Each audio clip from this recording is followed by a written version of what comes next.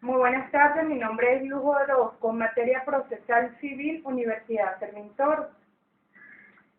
El tema del cual les voy a hablar es sobre los sujetos procesales. Cuando hablamos de sujetos procesales, nos referimos a que son todas aquellas personas que intervienen en el proceso, tales como el juez, el fiscal, el imputado, el actor y terceros, obviamente responsables, claro.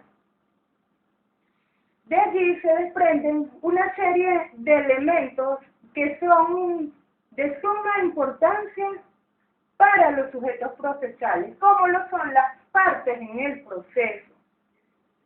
Cuando hablamos de las partes en el proceso, nos referimos a que son todas aquellas personas legítimas que gestionan por sí mismas un derecho o que nombran un representante, en este caso un profesional del derecho, para que los represente en su nombre, haciendo valer, por supuesto, los derechos que como individuos les pertenecen o les corresponden. Ahora bien, cuando hablamos de las legitimaciones a las causas, nos referimos a que es aquel que se afirme titular de un derecho, en cuyo caso estamos frente al sujeto activo de esa relación procesal. Esa titularidad nos va a permitir identificar quién puede ejercer la acción y en contra de quién es posible ejercer esa acción. ¿Y cómo podemos intentarla? En otras palabras, esta es la acción directa, que realiza las partes que ejerce la acción. Cuando hablamos de derechos colectivos, nos referimos a que eso forma parte de lo que es la legitimación activa, que vemos por aquí en la lámina, que son los derechos colectivos, ¿verdad? Y la persona contra quien se afirma la existencia de ese interés en nombre propio. Esta viene a ser, a su vez, la legitimación para obtener el juicio, que viene a ser la legitimación pasiva. Existe un interés legítimo y una cualidad.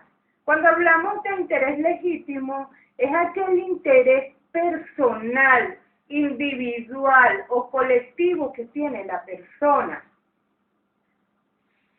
Y si hablamos de cualidad, es aquella que establece una identidad lógica entre el demandante en concreto y aquel a quien la ley de la acción, es decir, la posibilidad de pretender la satisfacción de su crédito en la cualidad activa, mientras que la pasiva es aquel que establece una identidad lógica entre el demandado en concreto y aquel contra quien la ley de la acción.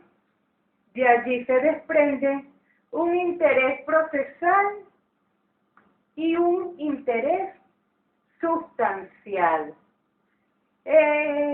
Obviamente, cuando hablamos de interés procesal e interés sustancial, ese interés procesal es visto como el único medio para obtener la intervención de la prometida garantía jurisdiccional del Estado. Es el reconocimiento de la satisfacción de un derecho que no ha sido reconocido o satisfechos por el titular de la obligación jurídica. En pocas palabras, se realiza por la necesidad de obtener la prometida garantía jurisdiccional.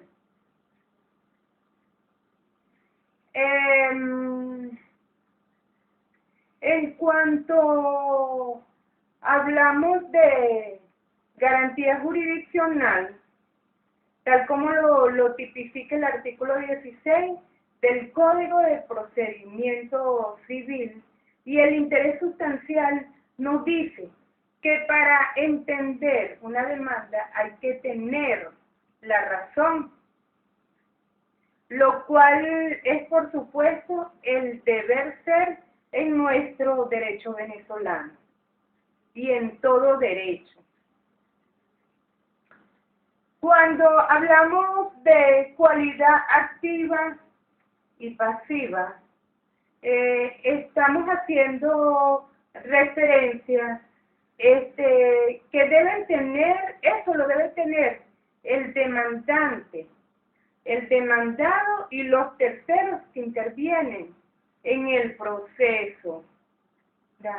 Si es la cualidad activa, el demandante del demandante nos estamos refiriendo a la acción, y si hablamos de cualidad del demandado, nos referimos a la cualidad pasiva. El demandante en este caso tiene la cualidad activa y el demandado tiene la cualidad pasiva. Ahora bien, en cuanto a la intervención de terceros, podemos alegar que nos encontramos con la relatividad de los contratos y del proceso. Los contratos no tienen efecto, sino entre las partes contratantes. Los terceros no se les acredita ningún interés dentro del proceso. Los contratos no tienen efecto sino entre las partes contratantes. En los terceros no tienen competencia. Estos solo tienen derecho de abstenerse y respetar los derechos de los demás.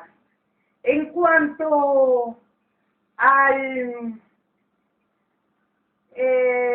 un documento o a una sentencia emanada de la Corte Suprema de Justicia en los años 1960, específicamente el 9 de febrero, en el artículo 1166 del Código Civil, existe la regulación de la intervención de los terceros dentro de las partes en el proceso, ya que consagra que este es un principio de la relatividad de los contratos. Esto significa que los contratos no tienen efecto sino entre las partes contratantes. Este principio es como la consecuencia de las reglas de la responsabilidad de la obligación. El tercero no tiene obligación ni tiene interés. Ahora bien,